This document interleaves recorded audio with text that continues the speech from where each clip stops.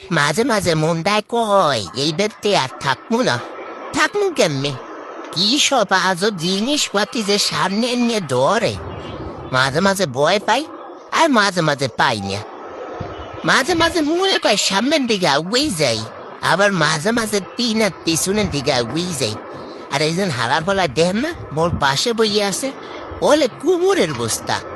আগে তো আগুয়েবি না, দুনিয়ার ডরলো পোলা ওটা।